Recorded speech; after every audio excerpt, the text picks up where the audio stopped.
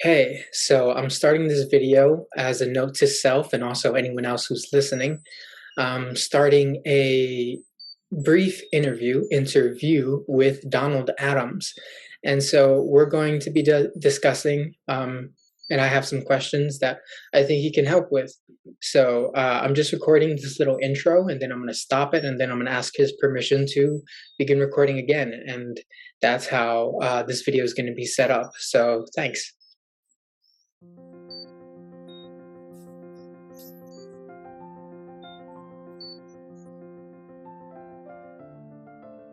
Okay, great. I always like to ask. Yeah. And, if anything private comes up, I can always, for your discretion, cut that out or etc. So just so you feel comfortable. Yep. Thank you. So, yeah, I do have a few questions. I'll start with, I was writing a few of them down. Okay. In your experience, so by the way, right now I'm listening to one of your frequencies through the neurophone, which is pretty interesting. And I've listened to a few of them, and I have about 13 of your files, and I've listened to the ones that you have on YouTube as well, and I find those very fun. And I immediately get all sorts of interesting, let's say, contemplations on listening to them because I'm a philosopher, so I identify with the validation of knowledge. Suddenly, I'm exposed to these structures which exist in multidimensional space or what have you. And apparently, these could be put in through sound. I'm putting the sound into my brain and body, and my structures are changing. So immediately, I have to redefine wisdom, right? Because we often think about wisdom as something we accrue over time and we slowly structure ourselves. But if we can save these structures and on a hard drive, let's say, that exists, that can be projected into holograms in the air, and we can input these into people, can you imagine the number of ideas I've had just by the exposure of your work?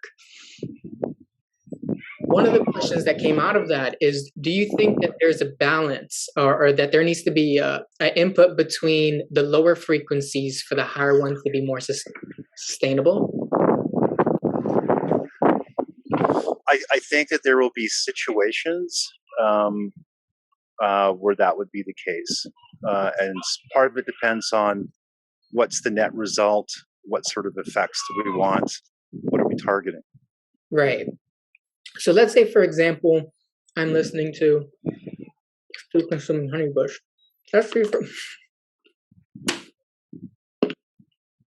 Let's say, for example, I'm listening to, and the neurophone's great for this, I'm listening to high frequencies. Yeah. Now, what's great is that with the neurophone, it's transmitting it through a Lily wave, which is a biphasic pulse, which means I can pretty much keep putting these frequencies through myself without being burnt out. Yeah. Now,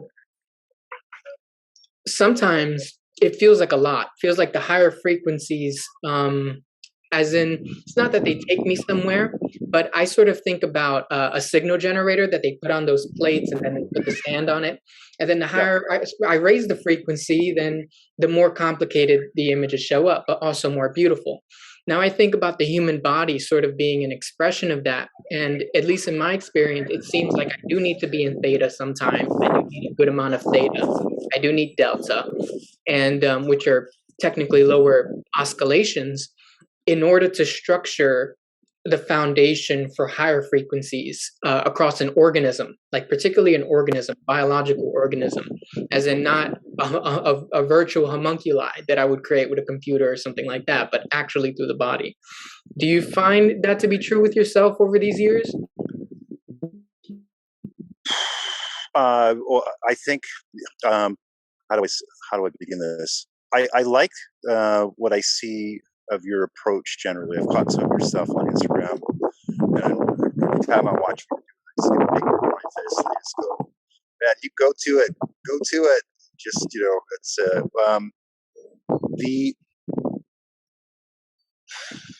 it's a good place to start. And I also want to ask you on that note, what do you sense my approach is? Because I only know my approach by comparison, right, from other people's eyes. Well, I think it's. I mean, I would probably describe it different ways, but it's like a dogged positive approach where it's like you're like a dog with a bone. You know, it's like you get a hold of something and you work it sideways, upside down, and back and forth. And that's a good way to do it. You know, because you have less of a chance of missing something. Right?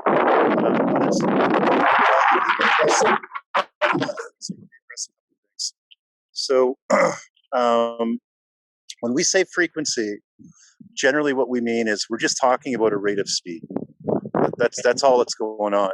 So, you know, we have some kind of mass that's in motion, ultimately. We know now that sound itself actually has mass. So, you know, we've got something that's moving really quick or really slow. And then we have associative properties, you know, of a given state, whether it's high or low. So here's an example. We know that apoptosis occurs generally at low or generally at high frequencies, not low ones. Wow. Yeah, and we also know that we can entrain the brain to different states fairly well with certain kinds of low frequencies. Now, when you take a look at sort of the broad spectrum of people that are involved in frequency development and research, especially if it has any application to physiology or consciousness, there's usually kind of like a blunt approach, you know, and it can be effective, it can be positive. A good example of that is Monroe Institute's hemisync, you know, or the binaural beats rather.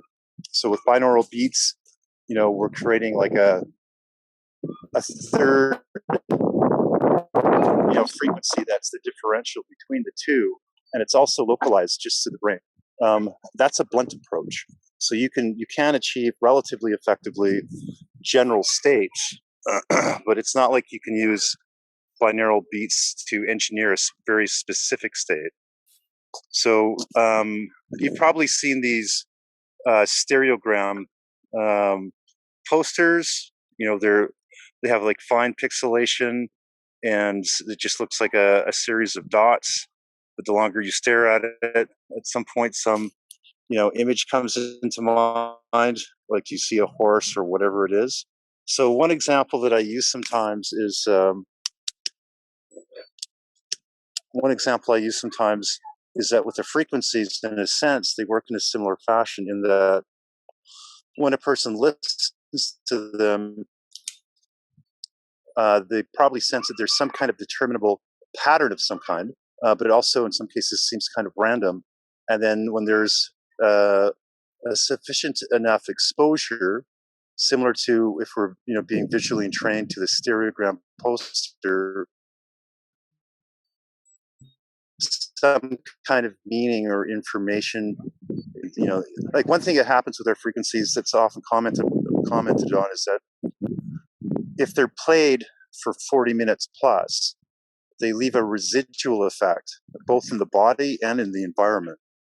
You know, we're also in situations very often where if the frequencies are ever played in the wild, or if they're played around domestic pets, we get like fairly, you know, significant anomalies in the behavior of like animals, etc. I can imagine. Yeah. So, so what we would do is we would try to figure out, you know, what's the state that we're aiming at, or what's the object that we want to emulate, and how do we best map that acoustically. The signals themselves can be broadcasted sonically or through a silent, weak, varying magnetic field. And the structure that's in the frequencies is 3D and higher. So it does, in a number of cases, extrude into what you would call, you know, higher end states. You'll notice that if there's, for example, perturbation in the physical environment, extraneous to the person, and that happens, you know, with a fair bit of regularity. We also get direct modulation, like physical modulation of things like blood state. So we'll see blood go from a rouleau state, you know, to a much more healthy state. So it's almost as if we're, you know, adjusting the magnetic field strength of the cells themselves. So they're able to repel. And I think probably the greatest usage of the frequencies by our members and clients is basically to dispel, especially if it's a natural system. We have a kind of regular periodicity, which is, native and inherent to the system itself. And then within the system, we also have kind of like a domain wall where there can be, ruptures. Sometimes those ruptures can be, positive overall to the state, or they can be negative. So if we look at, the boundary of a system, and we try to, localize where things like strange attractors will occur, we'll have a perturbation, sometimes of a higher dimensional state, leaking into the system itself. An example of that would be, for instance, So in would the that be markets. like overlapping structures? Well, what can happen is it can either strain the structure, and in some cases it can be catastrophic, or in other cases it can cause a transformation of the structure. So the structure can do things like it can rotate, across different axes, or it can actually change its morphology somewhat. What the goal with SOS is to, through entrainment, reach a threshold, a saturation point, and then introduce transformation. Does that answer your question? I feel like Yeah. I might have missed something. No, it answers my question and more. A little bit of, because, like you said about my approach, I usually aim to understand things through my body to make sure that I'm not going awry. So one of the things that I heard you say, and if I could put it in an analogy, it would be, in order to go into high frequencies, it's very similar to being able to be an athlete runner, run a marathons, for example, or run very short distances at really incredible speeds. Is I would actually need to entrain my body all sorts of ways from different angles, from, let's say, lower frequencies, in order to entrain my structure, the structure that I have to carry around in the world, to go into those high speeds sustainably. So sustainably being the key word here. And so when you're talking about this saturation point, you're talking about the point where these frequencies are entraining themselves in the body until it actually is part of the structure I have to carry around into the world. Yep. That's excellent. Yep. Do you have, let's say, personal favorites that you've kept over the years that you'd like to listen to daily, for example? I use my own stuff pretty regularly. And there's a lot of frequencies that I'll make. We'll get kind of like a popular consensus, like, could you please make such and such? And so when I get the chance and I create something and people are happy with it, I mean that's a good thing. There's a couple that are my favorites, and I when I first started off, I was surprised that they were working as well as they were, and part of the discovery was somewhat by accident. And when I released some of the initial tracks, I just gave them like kind of cutesy little names, names that it's not that I didn't take it seriously, but I just thought, oh, let's call it this. One is Good Luck Evoker. I have that one. Also, yeah, that's a good one. Spiritual Attunement is another really good one. Dispel Darkness is probably one of our most effective collections. That's a favorite. But what I'll do is I'll try to match the theme of the track to the state that I want to either impart or I want to maintain. And it's usually, for me, it's like because I have so much to do, and often the work that I have to do is relatively challenging. What I'll attempt to do is pick themes that are supportive of where I'm being stressed. And SOS, set of stars frequencies, lend themselves like really well as a complementary modality, meaning that you can certainly just use SOS and generally I think expect to get some pretty positive results from it. But my goal isn't to just sell product. My goal is that if somebody is in distress, what's a good overall approach to help them get back to a place of balance and improve themselves. And I find that the best way to do that is to take advantage a number of different protocols and run them at the same time. Sometimes there might be things that don't blend well with SOS. Like as an example, it doesn't seem so far that certain kinds of alternative, like brainwave entrainment frequencies, mix well with SOS, and I think it's probably because there's different directives being given at the same time, so that can sometimes overwhelm the system. But in other cases, they embed really well. So, example would be if you had Baroque harpsichord playing in the background, and you put on certain SOS tracks, they blend in an uncanny way. But I should also mention, like, if we talk about high frequencies versus low frequencies, an atypical approach would be to try to identify a high frequency that generally imparts certain effects that are favorable, and then administer those. In the case of SOS, you'll notice that almost every single tone in a given frequency track doesn't last very long. So the approach we're taking is very different in the sense of it's not that we're resonating the organism with necessarily a singular frequency to get the effect associated with the frequency. What we're doing is we're actually creating a structure, a very defined structure. And so when you hear the different tones, a good way to visualize that would be, imagine that you've got a plutonic solid, and the plutonic solid is converted into a sound analog.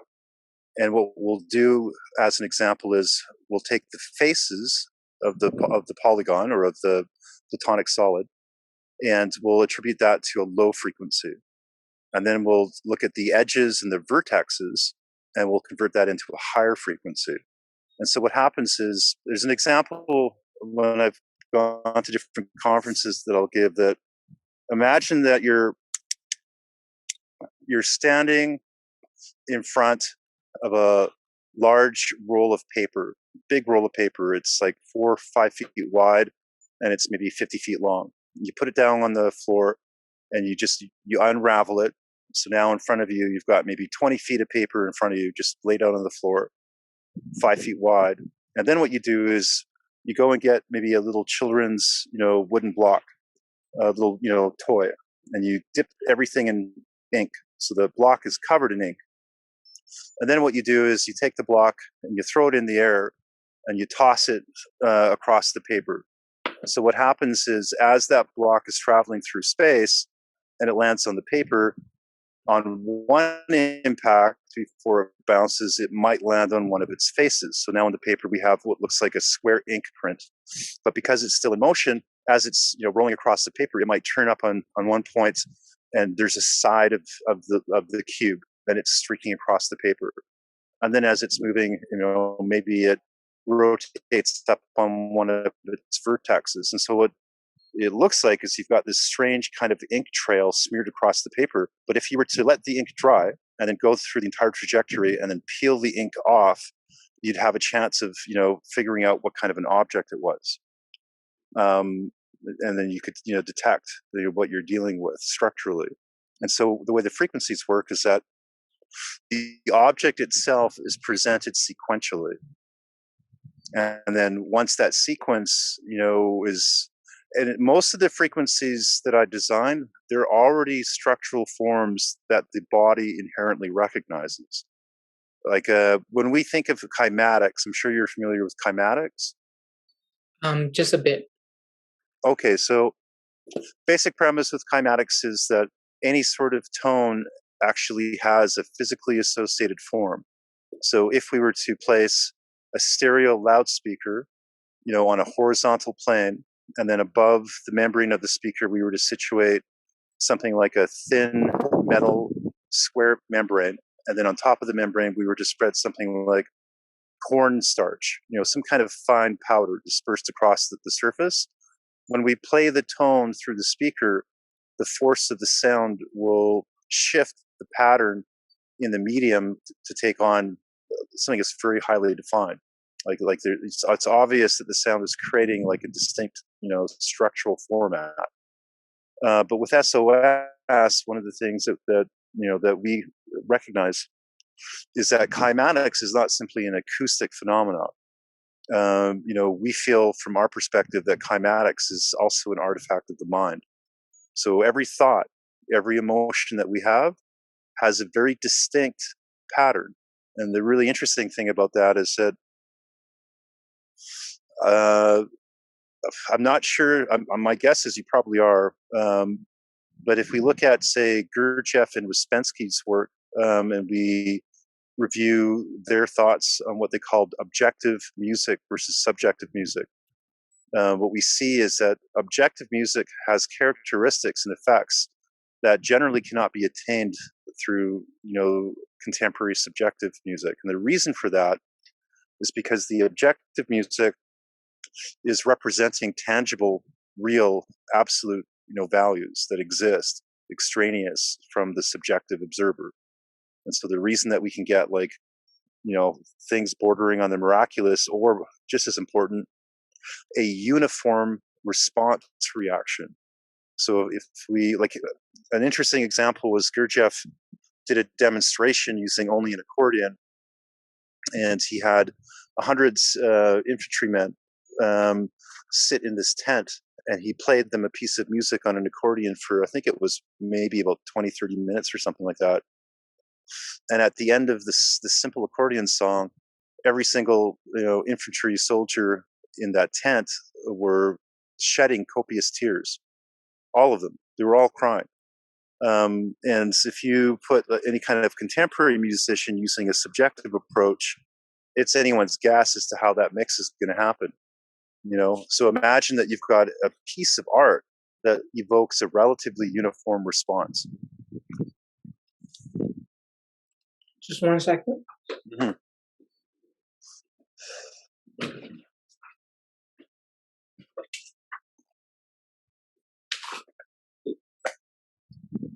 But when you hear the high-pitched sounds in the tracks, those literally correspond to structural components. And then what happens is the mind itself assembles the components into meaning. So, and I have a good question, because you said something really nice. Everything you've said is nice, but I got spurred certain questions. So sure. What I'm hearing you say, and this leads me to a question that I had before about, there's one frequency in particular that I've very much enjoyed, perhaps because I'm naturally, I'll use the word artistically inclined, which means I'm inclined to dip my toes in chaos and enjoy it. Sure. So one of the frequencies that I particularly enjoyed is one where you mentioned being hyper-organized. I believe it's neo-portal. And there are two of them, and these used your more, let's say, some of your later interventions with the frequencies where you create textured sounds, which is what I heard you mention in the beginning of this explanation when you mentioned adding on, somehow adding on frequencies in a way, adding on structures in a way, adding on points on a map in a certain way, so that way we can create something new within the person experiencing it. So a little bit of what I'm hearing you say, it's connected to that question. A little bit of what I'm hearing you say is that you have found a list of methods that you've sort of made your own, and the people you've worked with have made your own, discovered archetypes of the mind, which are associated to emotion. And these archetypes seem to naturally be something that people tap into, like this person who was playing for the soldiers. So he taps into that archetype of joy or anger, hatred, whatever it is. And through that, certain frequencies, or let's say certain structures, have no choice but to find expression from this body that I have. Yep. And so if he's able to tap into that body, it also reminds me of a lot of the Indian things that we know about their music and their expression of the Vedas, and how people tap into these samadhis, or these cities, let's say, which are these very specific state structures, which is there are states associated to these really coherent structures, and they're able to create all these expressions. And anyone who reads that expression, assuming that they're receptive enough to it, will, let's say, to use a word that we've used, saturate that into the body until it becomes part of them, and they walk around, or I walk around this house, or I walk around the block with that new accompanying structure, which sort of brings light a little bit of why people read Psalms every day, for example, that there are these collective things that people have continued to put together because we've all sort of agreed, okay, this is the goal humanity's interested in. This is another one.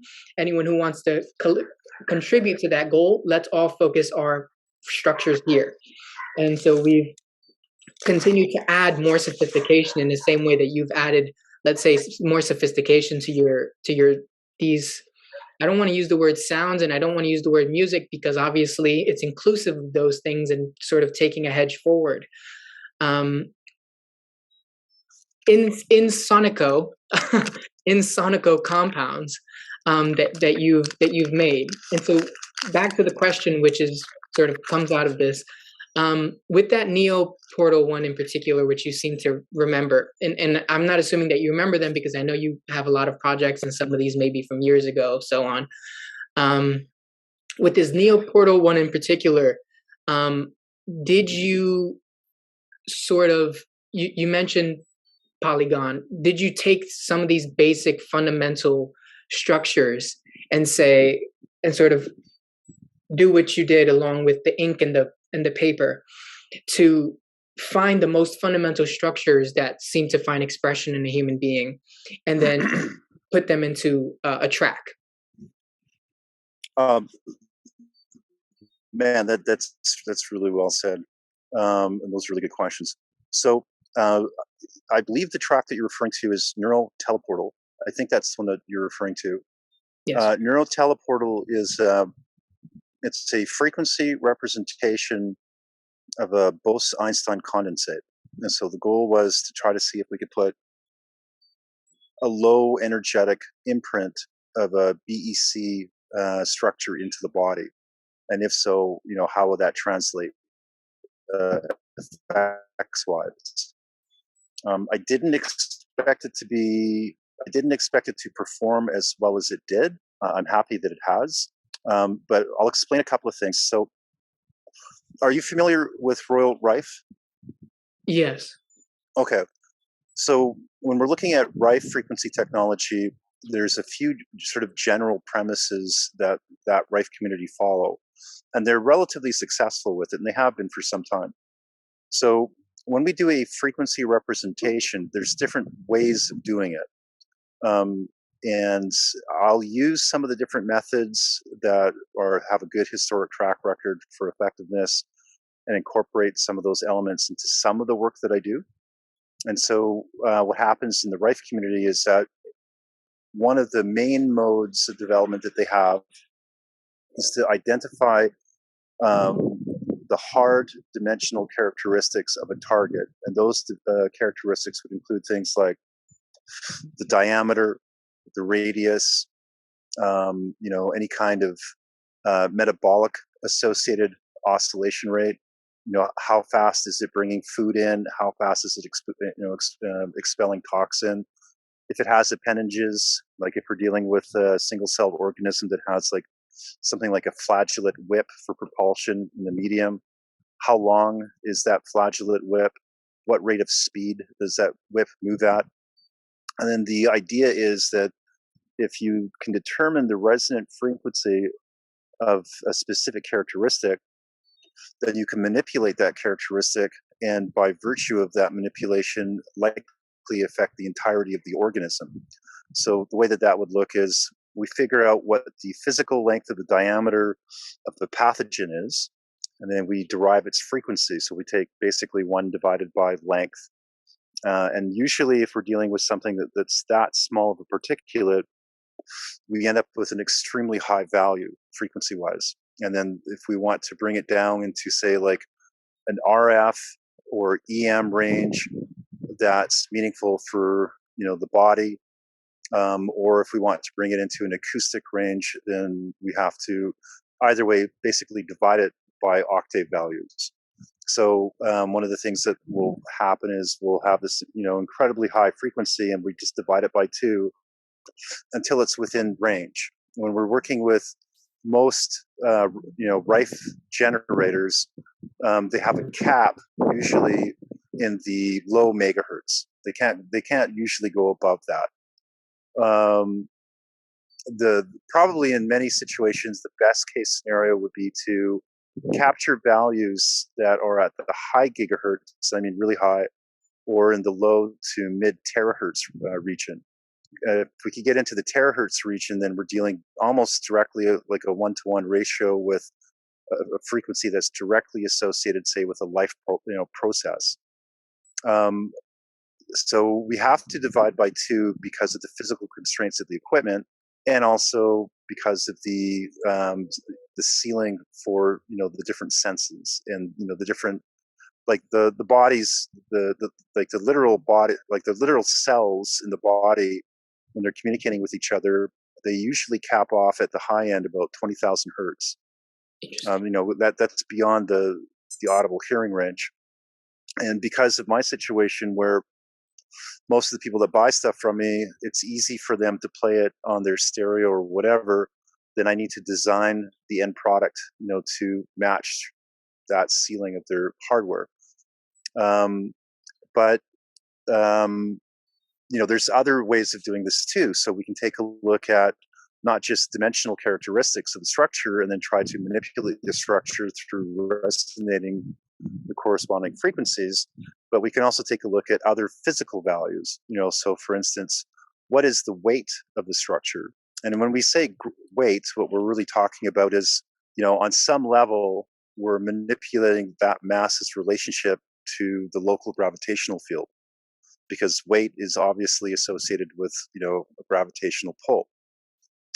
Information itself is usually encoded magnetically, but it does look like there's probably significant information and biologically significant information that's encoded gravitationally.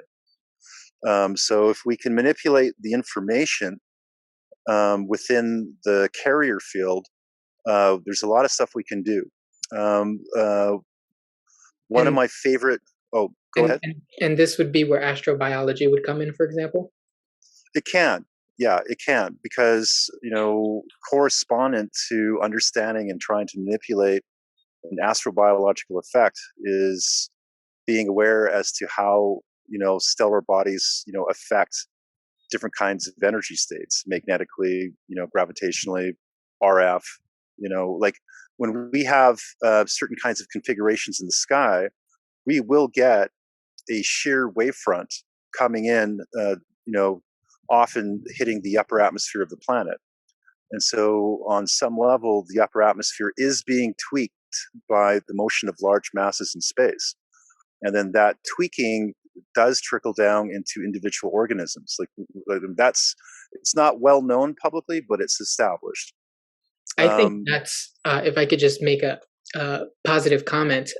Sure. I think that's one of the most, for me as someone who's always looking for ways to validate knowledge and put things into an objective framework, take the mystical and bring it down to the engineer.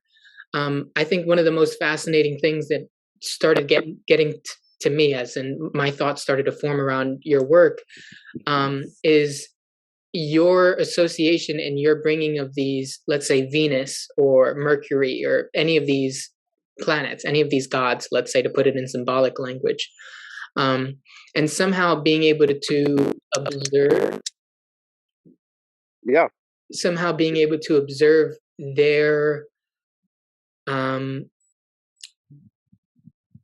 what's the word I'm looking for? Somehow being able to observe their association to ourselves and map that in the same way that you mapped the newspaper shape sort of thing, and then creating unique shapes from that. I'm getting an image right now as they're talking, as I'm saying that, of the frequency going up, but it's not that simple in the sense where that experiment is simple, but what I'm imagining right now is, okay, so, and I'm also saying this in case anyone wants to get a visual of this. If someone has a basic signal generator and they're upping the frequency, whatever the sand is on this basic metal plate is going to keep on increasing in its sophistication, but it doesn't leave out the spaces. There's always more space that it can fill in, and I guess that's ether, if I'm going to put it into that sort of context. I'm imagining that, but I'm imagining that from all these different angles. So it's that same experiment from all directions, which people call, one of the shapes that people talk about in that sense is the tesseract. which is a multi-dimensional shape that still exists, but it's constantly formless.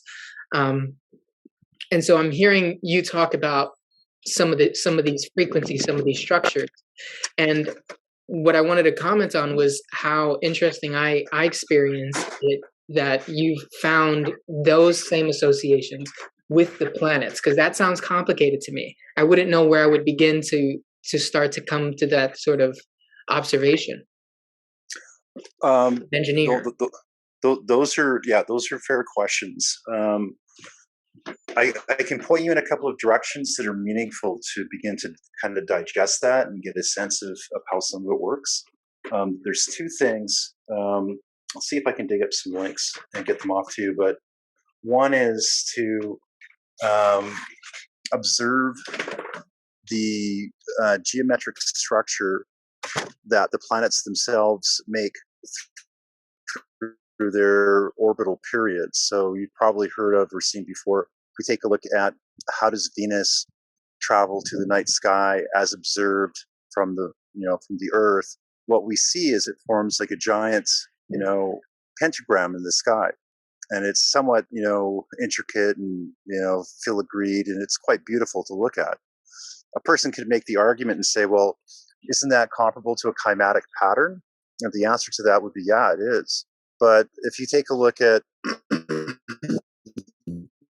all of the planets and their orbital relations to each other and to the Earth, they all make those patterns. And a person could even, push it a little bit harder and say, well, if you were to study and document the actual patterns that the planets themselves are making from the observation of the Earth and were to sonify that information, wouldn't that have some kind of an effect? And my answer to that would be absolutely. But one of the things that I should point out is that often in frequency development, and this is inclusive of the Rife community, is that it's challenging to model any particular thing 100% comprehensively and holistically using only one approach. And right. Why? The reason that, yeah. So in that case, what can be helpful is to use, multiple perspectives when modeling the same thing. So not just using the length or the diameter. In SOS, what we're doing is we're modeling the experience, the averaged experience of the target in relation to, the observer or that which is affected. And then the other thing I would point you to is, can you see this? Okay. That's interesting. Yeah. So this is based on the work of someone named Donovan, and he wrote an essay called "Letters Upon the Mast." And what he claims is, and it's a very unique approach. It's very different from what I do. But what he claims is each sphere corresponds to an archetypal field, and each sphere has direct local contact with other kinds of archetypal fields. And he says that the energy travels and discharges through the spheres in a certain order, and that they can elicit relatively profound effects. That's a good place to start. I respect and appreciate Donovan's work on that. I don't know if I necessarily agree with all of his assertions, but a lot of what he's talking about is sensible. I'd say that you're correct in so far as, are we engineering the archetypal fields directly? And I'd say that, yeah. But I think that it's probably inevitable. I think it's that, and I think it's valuable to look at the mystical attribution side, because there's a wealth of experiential knowledge in there. But I think it's also almost as equally meaningful to take a look at what's just the natural world, like physical associations with the instantiation of a specific energy field. And what I mean by that is that imagine that you've got a very real physical field, and it has a very specific nature. That field is introduced into an organism, and then it evokes or elicits a certain kind of, organismic response. We can say that, oh, okay, well, this particular frequency just happens to be making this person, happier. We can look at it from the mystical side and explain that, and that's meaningful. It's important. It's part of the equation. But then there's also just the very practical, mundane, like if you stimulate, if you tonify or sedate a certain state, then likely here's something I've never mentioned publicly. And I'm a little bit, this is a unique finding from SOS. I've never talked about it before. But one of the things that I've found that happens is if I'm scanning something, let's say that I've got some kind of a medium, maybe it's a bacteria in the suspended fluid, or maybe it's just like a body tissue sample. If I'm scanning that sample and I'm looking to see what's inside that sample and I get pings or hits back, what'll often happen is it'll identify, whatever it is I'm looking for, and it will list it out. A bunch of other things that I'm surprised it's picking up at all. So the way that would work would be, let's say that I'm scanning, somebody is not feeling well and we think there might be an infection or something. We scan the tissue, we get some hits back, and we identify, candidate, pathogens. But then in the process of scanning, we get a whole bunch of hits back that are not the pathogen, but are related to things that the pathogen, might cause in the person. So example is, if this person has this kind of pathogenic organism in them, they might experience hair loss just because of the negative effect of the organism on them. But what I'll get is I'll actually get hits on things that the organism is related to, even indirectly. And so what that tells me is that there has to be some kind of connecting web work, similar to almost like an Indra's net, type concept, where things are directly related to each other, and it's usually by harmonic. And that harmonic can be factors of 2, but it can also be odd or even numbers. So that's really fascinating as well. Yeah. So as you're saying that, one, you're answering my questions because I had some. So, and you're answering them in order, which is amazing. So I think I'm trying. I think we're in sync, because some of the questions that I'm thinking, that I even had written down, you're answering in the order that I wrote them, not even. Oh, okay. Okay. That's good. Yeah. So one thing that I think is cool, and maybe you would appreciate this explanation. So in studying consciousness, looking for ways to validate knowledge, I realize, so I try to keep myself busy throughout the day. And I realize this is also where the question for high and low frequencies came from. Because it seems like my behavior is one way when I have quite a lot of energy, let's say, and my behavior shifts, but not only my behavior, but my expression of my behavior. So for example, when I'll bring in something that looks very much like what you showed me with the spheres. This is known as the Sephiroth, which I'm sure you're familiar with. These 10 primary spheres, which not only have philosophical association, but also as nodes in the body. And in some ancient traditions, they know them as chakras, or these spiraling energy centers, which have their own associated structure, which I know you know because you map planetary correspondences that have to do with these structures. Connected to that question, so first, it seems like the way that my mind works, is that things start off in a symbolic understanding, and this is connected to Piaget's knowledge of cognitive development, how we sort of unravel in a corkscrew type fashion and corkscrew back down. We sort of unravel at different ages these perspectives, and we could say at first person perspective, I'm all about power, I'm all about me, I. And so when a baby's that years old, if I give him a ball, for example, this is how Piaget tested it, half of it's green, half of it's red, I show him the green side, ask him what does my side look like, show him both, he'll say whatever color he's looking at. So he can't take second person perspective. Now what's cool about that is as we move along those stages, we actually take in second person, third person, fourth person, and so we're able to take in those persons simultaneously. And it also is very resonant with, let's say, the chakras, which have these flower petals, for example, and they keep multiplying exponentially until it gets about this one, which ironically it just has two, which means there's a merging happening until everything is hyper simplified, and again it comes back down. And so there's the corkscrew up and the corkscrew down, which seems to meet in some primary center inside of the anatomy. One question which somehow I feel is connected, but it may not seem so, is how, and you started to get a little bit into this in that final explanation there, how you were able to measure something like NMN production, which if people don't know what that is, it's becomes NAD plus. And I was recently reading something that you were writing of how it can improve, let's say, physical endurance of the organism. By 50%, and all these other markers of increased. And there's also a synergetic property too, because people could be doing other things, and while these things combine together, it creates more structured longevity. So yeah. So there's different kinds of targets that SOS goes after.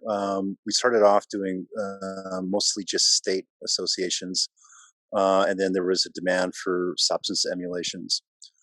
There's two basic approaches that we take to substance emulation. So one is we identify a significant physical characteristic of the substance itself, and then what we try to do is bring that down either into an audible range and or an EMF range that can be broadcast with relatively simple instruments, low cost. That's the goal. But the other thing is I attempt to also find a corresponding state of consciousness. And I'm gonna fill in the detail here by going a little bit sideways.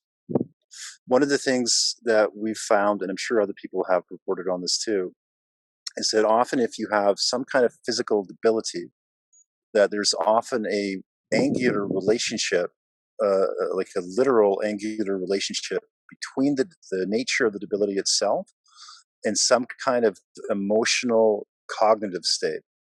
Meaning that you might have come across Hamer's New German Medicine. Hamer came out, Dr. Hamer came out with this really interesting premise a number of years ago. He got heavily criticized for it. Some of the criticism I think is valid, but I don't think you can dismiss what he was talking about entirely. What he claimed was that if you take a look at the brain or the heart or any significant organ in the body, it will have a coherent field around it. Generally, that field can be mapped topologically as a toroid structure. And so what happens is, and not just Hamer, but other people have found that structure as well, and also changes to the structure through different kinds of stimulus. What can happen is the field itself can contract or expand, and also the field can go through deformation. So you can have like a field that starts to wobble, and as it's wobbling, it starts to lose its proper shape. What Hamer found when he was doing scans, mostly of the brain, his goal at the time was to try to identify any kind of markers associated with cancer. And what he found was that when he was mapping things like the brain or the heart, that there would be these inclusions, like these dark spots in the magnetic field scan. And that if he attempted to try to remediate the person's state by getting rid of those inclusions, that there would be a physical change. And he says that often that was the case. And New German Medicine is something that's fairly widely used, not so much in North America, but it's used clinically in Europe. I'm pretty sure it's still used in Germany as an example. But just to come back to the question, that relationship between the physical debility and the emotional state often is orthogonal, or a factor of that. So we're talking 45, 90 degrees, 180 degrees, 270 degrees. And if we can correct that angular relationship, that's emotional. Like a really simple example, someone's got like a nasty physical illness. What kind of emotional trauma do they have? And if we try to support their emotional trauma, do they start feeling better physically? That seems to be the issue. In 5-element theory, it's strange. I've known a lot of TCM practitioners who were really good at what they did, had done an amazing job studying, and were effective in what they were practicing. But there was often gaps of their own knowledge in, fairly critical concepts within their own theory. One of which was something called Sayoshi. Sayoshi, it's spelled Sayoshi,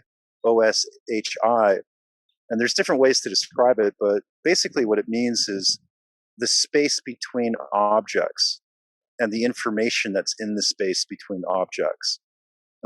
Before I came across Sayoshi, one of the things that became apparent in SOS was that we were affecting an area that was apparently in some kind of in-between space. So when we took a look at physiological effects, it was that there was something between the conscious mind not being a physical thing and the physical body. And we were inserting information in the space in between the mind and the body, and then we were noticing the effects. And another simple example to look at would be, imagine that you had a film projector screen, but the film projector screen is translucent. And on the front of the screen, you're projecting an image through a film projector, and then the back of the screen, you've got another film projector, and you're broadcasting it on the back side. So now those two images are forming, and they're hybridizing a third form. And it's that third form, we came up with kind of a silly term for it, we just call it the percolation zone. But Sayoshi is, I think, a much better example. And another thing I wanted to mention too, because I think this ties in with your interests, is that there's a huge difference between analog and digital information in the body. The body makes use of both forms of signals. A number of years ago, there was a push to try to develop more sophisticated analog-based computers. And one of the main reasons to push for an analog-based computer is that it's only that kind of system that can describe natural system dynamics with high levels of accuracy. You can't do it with digital simulations. And then as that was kind of, getting to a point of serious developments, it got shut down. And it got shut down under kind of like strange and dubious, reasons. The main reason basically given to the public was, basically just, the cost. Like, we need to get something done. What's it going to develop analog computers at the time and still now is very expensive. An associate of mine, Don Estes, he's quite successful in making, sound and low EM field apparatus stuff is used in clinics all over the world. Decent guy. We have a few differences philosophically, but we've had some really awesome chats. He had to get an analog circuit board designed for his initial system, and it was done from scratch. And I can't remember for sure, but I think he said at the time the price of development for that board was about $800,000, and that was back maybe 20 years ago. And so, when you listen to my tracks, it's very clear that they're digital encodings. They're encoded in an MP3 file format. However, the information that's sourced is pretty much purely analog. So I've taken originally like an analog imprint, and then I've digitized it. So in a sense, it's kind of both. But when you ask about, like, what's the process? Like, how is this captured for a substance like NMN? In my particular case, I'm fusing physical characteristics that describe the substance itself, and I'm also creating a kind of like a curvature, a complex curvature representing the conscious experience of the substance. So imagine you took NMN, you've ingested it. It is going to have purely a physical effect on the body just due to its characteristics, but it's also going to affect your mind in some way, like like your emotional and mental state will change in relation to the substance, and so that part of it's targeted too. And it would be kind of like in music they have this thing called a light. I'm probably pronouncing it really badly. A leitmotif, Leitmotif, and it's basically just basically kind of like a musical phrase that represents an idea. So if somebody was composing something and they want people to think of like happy summer day, picnic in the grass, then they would try to come up with something that was like a leitmotif, which they felt, usually subjectively would represent the experience. And so in my case, what I try to do is I try to determine something that's more towards the Gurdjieff objective music style representation of the experience of the substance. And then I'll put those two together. Very good. So some of that reminds me, and I have 3 questions, but they're all connected. So you're already answering several questions at once. So I think that's your style too. One of them is, as I was mentioning these structures and how people develop their consciousness from these stages, what's really interesting, and I think it's part of your tracks, which is why I think I naturally became attracted to it, gravitated to it, if I could use that analogy, Sure. is that as things move up in sophistication, just like as we get older, of course, not always, we all know those people, but as we get older, ideally, we're including the previous stages. As in, as we develop, we're not saying, oh, it's not time to be a kid anymore, or no more time for symbols, no more time for mythology or anything like that. But we include it into a broader structure that is able to take in more and more perspectives, which again reminds me of the raising of that frequency, the bzzz, and as that continues to move on until it's no longer audible to our cap, but it's still continuing to increase in sophistication. So one of the things that comes to my mind as I'm talking and listening is that one of the possibilities of using this frequency. So let's say I imagine that I created a fountain. And so I have this fountain and the transducers are what? It would be the water that's naturally occurring out of this. And so if we're able to project state changes, not only state, but of course structural changes using these methods that you've explicated so well, anyone around that fountain would be naturally affected inside of this way. So it's like a temple 2.0, because India has been doing very similar things for a long time. And of course, it's included of the symbolic context, not only out of necessity for the physical geometry, because geometry is essentially made of archetype, but also for the mind to interpret things properly. And so the person can develop their consciousness throughout the stages. For example, I have tarot cards, by the way, all over the computer right now. And as you're talking, I'm bringing out the cards. Whether I'm conscious of it or not, it's going into my programming. It's helping me structure, boop, boop, boop, boop, boop. It's helping me structure, similar to your sounds, some of these pre-operational, and I use that word very selectively, pre-operational cues for my mind to stack more sophisticated thoughts onto it. So I can, again, ask questions. And I'm glad that you like my questions so far. That makes me happy. Because as you know, there's no guarantee that my structures would behave the way that I want them to, because that's the human nature. So I think everything you're saying is on point. I mean, to my mind, you get it. I'm glad. Yeah. And of course, maybe you're familiar with the word anamnesis, which is the forgetting of the forgetting, which is when we have the structures, we know who we are.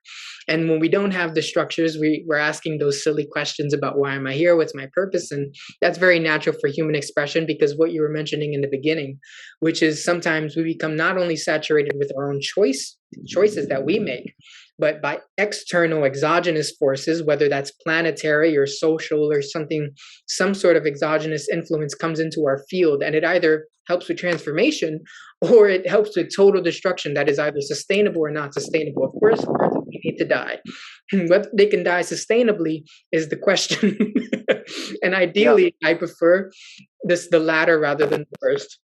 Now, Sure. to my questions as they're associated to that, which is this building up process, then how they're associated to symbols and whatnot, because the part of the question is somewhat symbolic, but it's also not. But I understand that it's going to turn out that way as we're talking. With the N&M production, psilocybin in particular, let's say, because I have a question about psilocybin. And then when we're talking about let's say the input of nutrients and these structural frequencies. So on the one hand, let's say I take this bottle of water, and I'm familiar with radionics. I think that's the word. Radionics. That I can copy or mimic the frequencies inside of this honey bush, and then input them into this bottle. Now, what this bottle probably wouldn't have would be iron. Now, one question that comes up to me, would does that matter? Because could we mimic? I know this is sort of an abstract question, but maybe in between the lines we can tap into something. Would the iron matter, or would the iron itself also be something that we can replicate into the water? The structure itself and the body would behave in a structural way. Now, I asked that question in part because I am familiar with people who live more and more of their lives on less food and water, just as an example. And they can do that sustainably by feeding off of the sun and feeding off of the earth. Now, to some extent, I have personal experience with this, which is why the question even comes up to begin with. I fast for 23 hours in a day. I eat my 1 hour, and I've had experiences that I couldn't explain as to how am I getting this energy. And then I start to learn more about autophagy and apoptosis, and the cells are increasing this structure. They're structurally improving themselves, not only, and also there's this inherent archetypal knowledge inside of the body that says, hey, let's preserve brain matter and also muscle tissue, because that's sustainable. And so the key word is sustainable for evolution and ideally involution. So Yep. that's associated to my question of whether or not you think there's a way that we can map, like for psilocybin, for example, seems to specifically increase neurogenesis inside of the brain. So when we're talking about these state and structural changes that I would input through my headphones, for example, or through the neurophone, one way or another, I'm getting these frequencies into the body. And there's also the product that you've mentioned and I've seen on your website, whereas it does it through the EMF field, as in silently is able to transmit these signals, which would be very available for people. But let's say, do you sense that we could increase the neurogenesis in particular, as in that's my personal interest, whether or not that would be possible? And you think there's a way to measure that, if we could measure NNM production, and do you think that would deplete resources, or is it possible? And of course, I know this is an abstract question, so feel free to talk in between the lines. Do you think it's possible that we can get energy or make this sustainable in unheard of ways? Yeah. Sure.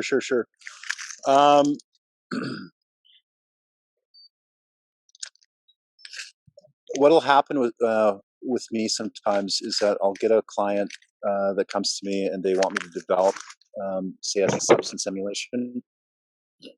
In some cases, it's just a personal interest, and if it's a subject that I think might have wide appeal, then I'll go ahead and do that. Other times, someone will come and they'll straight out license development. So they'll say, "Look, I'll pay you this much. Can you do an emulation for da da da da." In each case, I always tell people, and some might argue with me, but I don't think there's much of an argument against it, and that is that you really can't model a substance, for example, completely properly with frequency. The best that you can hope for is to make a representation of the frequency that will, evoke some kind of desired behavior. So I'll give you an example. Physicist Joel Sternheimer, he's one of the big names in the industry, and he came up with a concept called scaling waves, not scalar, but scaling waves.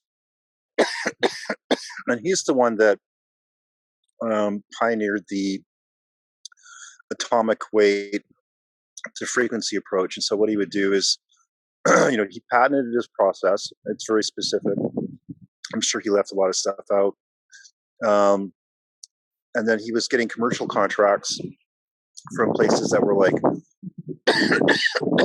dairy farms, large bakeries. And what he would do is he figured out like a protein, say, that would exist in a cow that would cause them to produce more milk. And he'd figure out what's the atomic weight of that protein. And then he would scale it down into an audible range. And that could be something as low as literally like a few hundred hertz, like less than 500 hertz. and he was successful. He was paid well. He did, significantly increase dairy production, no negative side effects that I'm aware of. Did the same thing with a large bakery company. Figured out how to speed up, how quickly yeast rises. So he was able to increase, basically the time it took for them to get bread to market. And there's a lot of different things that can be done in similar fashion. So, for instance, there are certain musical notes that if you play consistently to a certain kind of, crop plant, you can literally get as high as between 200 to 400% quicker growth time and end up with a much more vital crop plant. But having said that, it's important to keep in mind that while you can, get a net result that's comparable in many ways to the substance itself, it's very difficult to model any particular substance comprehensively. And the reason for that is that any substance it cannot really be boiled down to a singular. Like when we look at Reif's work, public access to what they call the CAFL.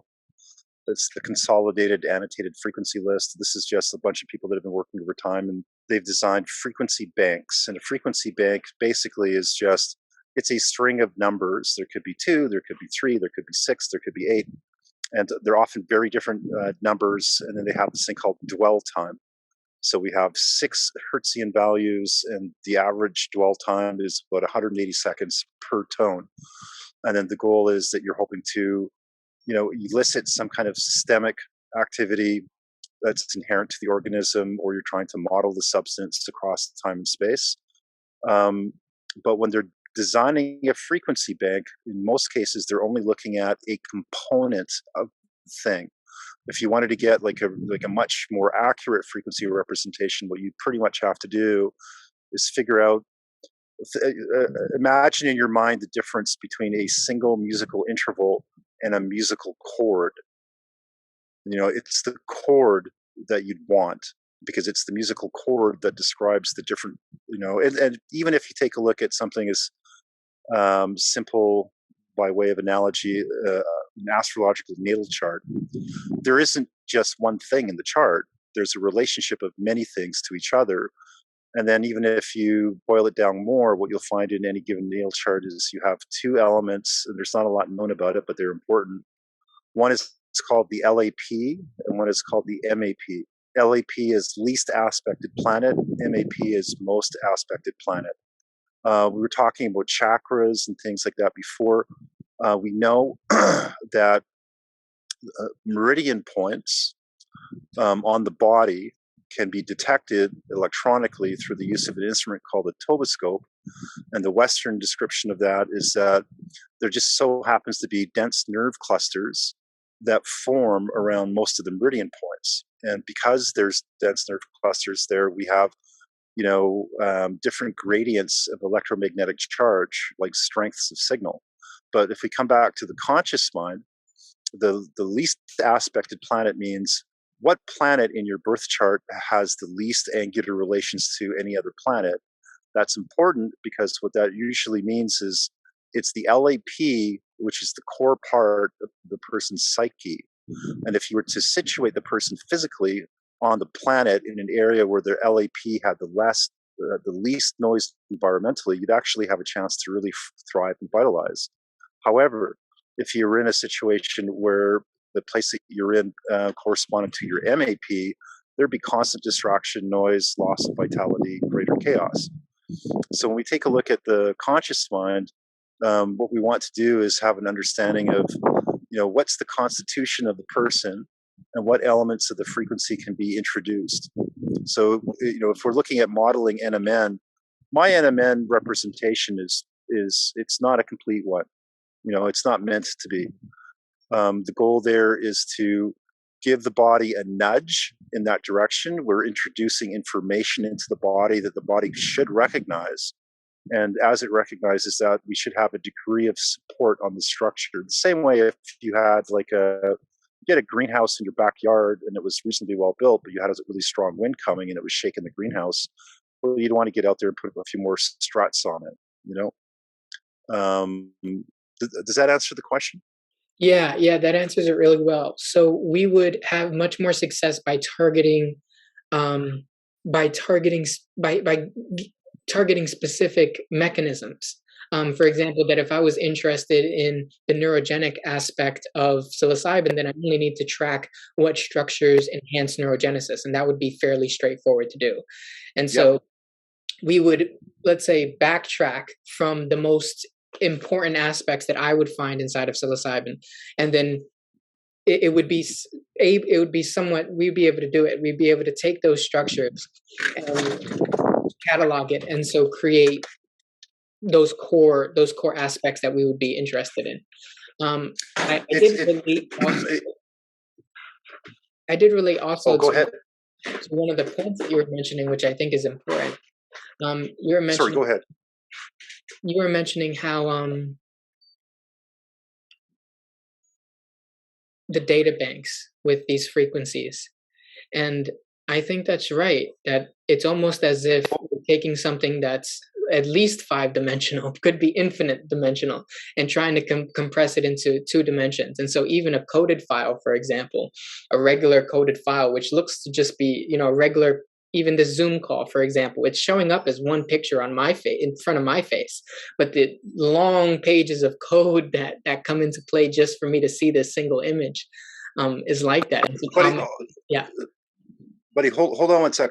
Just give me a minute. I'll be right back. Okay. Yeah.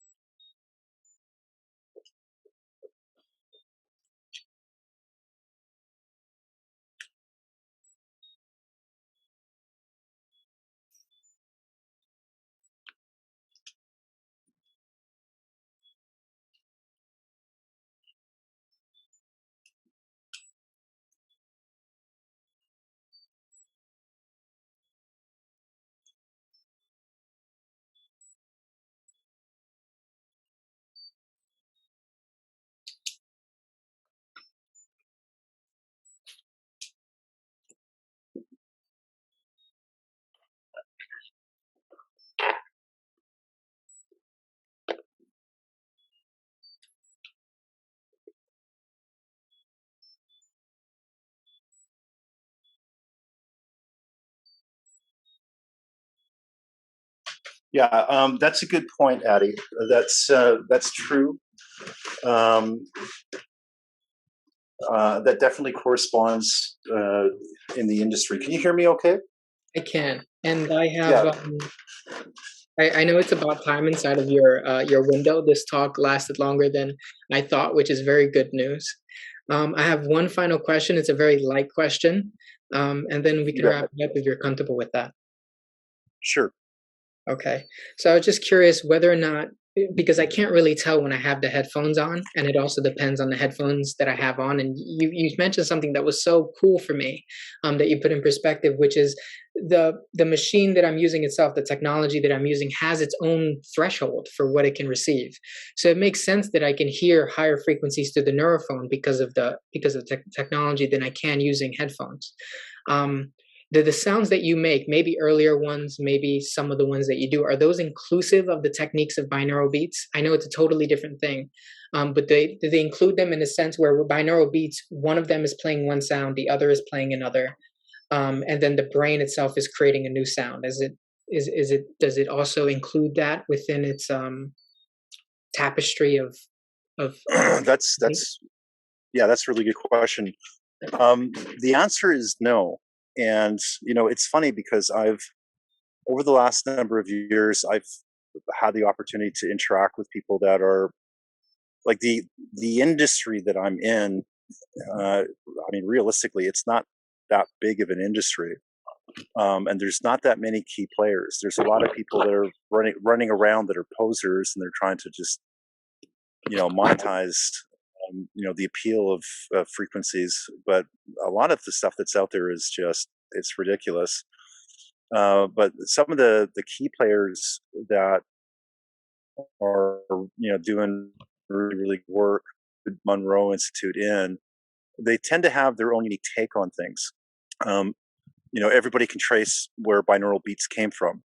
In my particular situation, having interacted with all these different people that are leaders in their chunk, in their niche, it's very apparent to me that nobody else is using an approach similar to mine. And I don't mean just like concept or principle wise, but I mean structurally.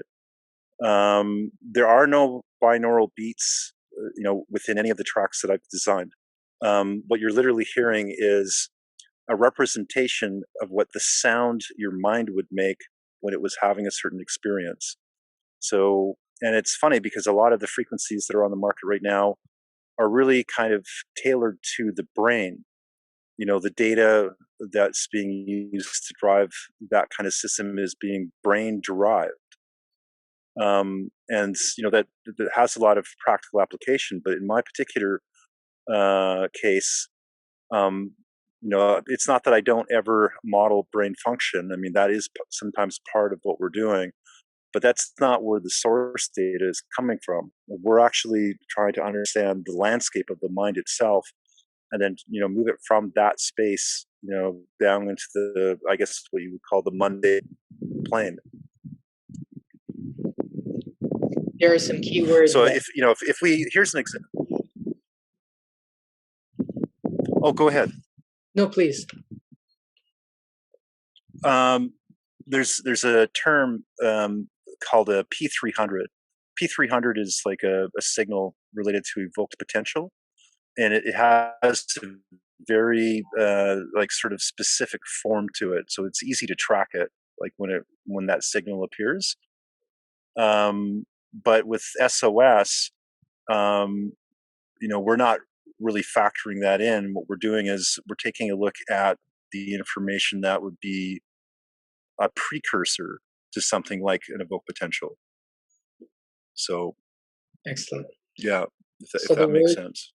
There are some words that you said just now that I think those are going to forever stay imprinted on me. So some of what you're doing is that you're creating structures that are similar to what the sounds my mind would make. And that's something I understand very well. So I really appreciate that. And this was a really good talk. I'm glad that we cut out some time for it. I think it's also, even though I got totally engaged in this, I forgot that other people are going to watch. I'm glad that there's going to be, I think if I were to watch this video, I would be incredibly excited and learn more than I would have bargained for by opening up a link. So I think that's really good. So are you comfortable with us wrapping up now? Absolutely. Thank you, sir. It was a huge pleasure. Enjoyed talking with you, and I hope to do it again soon. Thank you so much, Donald. All right. Take care. Take care.